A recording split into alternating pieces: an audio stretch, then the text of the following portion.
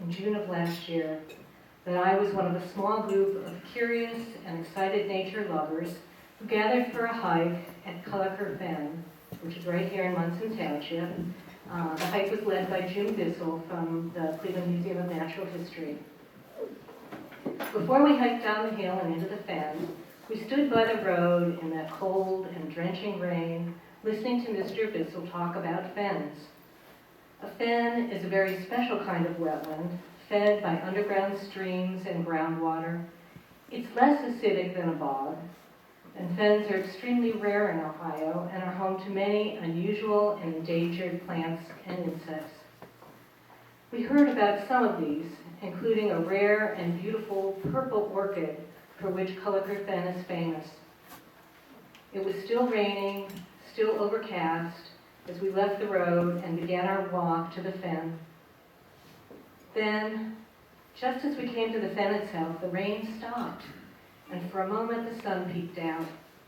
What a magical place we were in, with its lush and fascinating array of ferns, sedges, and other plants and insects that were all completely new to me.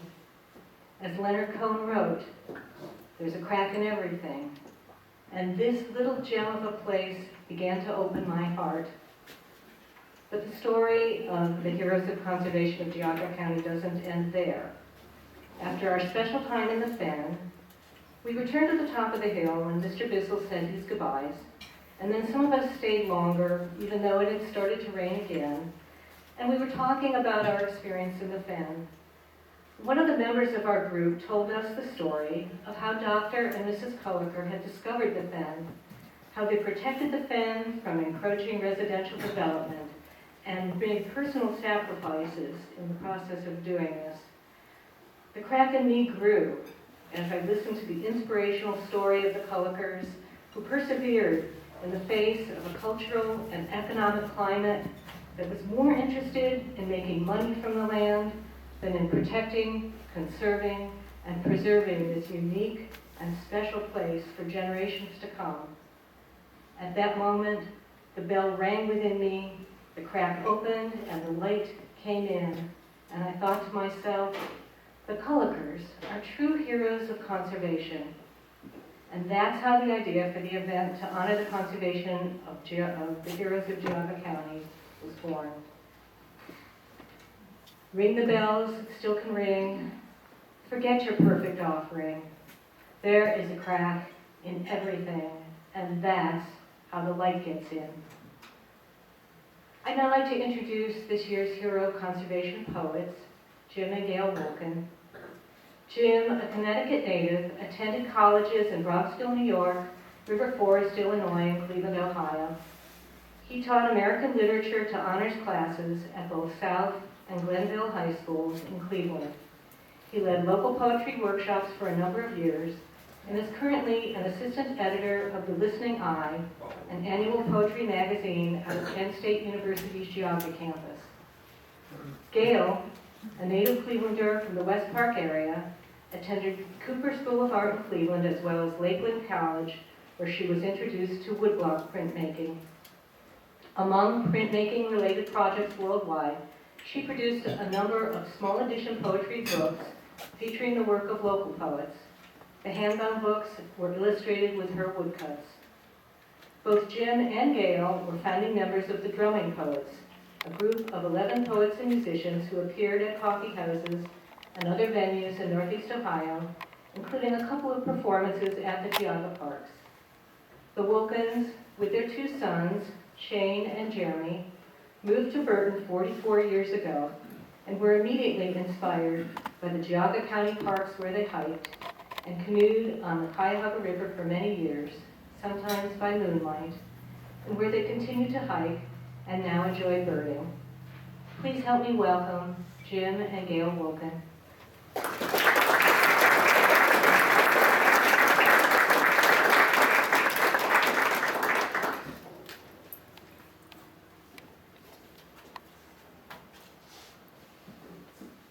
Thank you, Shelley. Gail is still sitting in her seat. not because I'm the best poet, but she's the best poet, but I'm the one that doesn't wilt in front of the crowd. So I think we'll continue sitting in her seat now. Talk for her.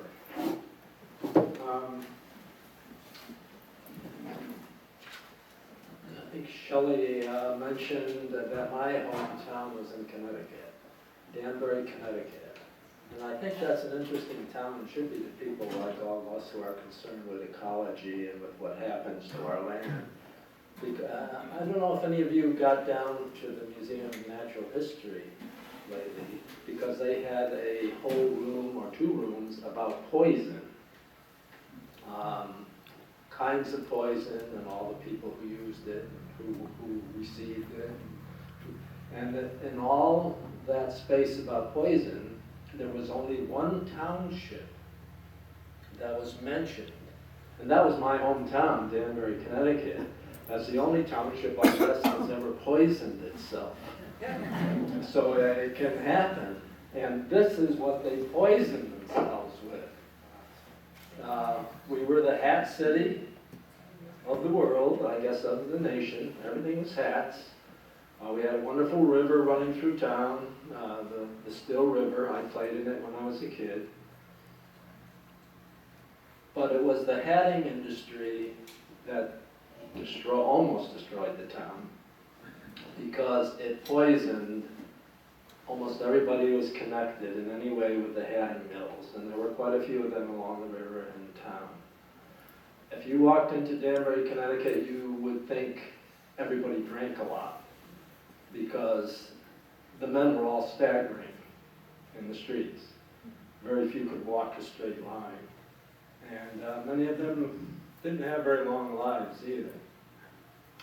And then it was discovered that working in the hatting industry, you had to work with a lot of chemicals that killed you. So the town was killing itself and killing its workers. Of course, it was making money, it was selling hats, but it's so easy not to think about nature and what we depend on from nature and just pursue our own possibilities in the way of money or wealth or something else. Fortunately, the hats are all gone at Danbury now. The Lee Company, the Mallory Company, the McLaughlin Company, they're all gone. All the hat mills are gone. The river has life in it again. I played in that river when I was a kid.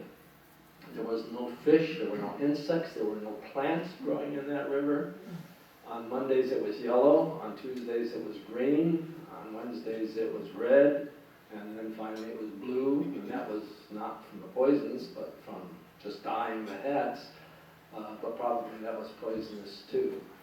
But I don't know if the poison show is still on in the Natural History Museum, but get down there and look for Danbury, Connecticut. We're famous. Okay, thank you. Danbury's close to Sandy Hook, Connecticut, and I think you're all familiar with the horrors the people of Sandy Hook faced about 5 or 6 years ago, when they lost about 30 of their people, 28 people, and most of them were people who were younger than 7 years old, in that horrible attack on the school at Sandy Hook. But I think it's very interesting what the people of Sandy Hook did to try to, I guess you can't erase something like that, but to try to correct it so that they could continue living, at least in some normal way.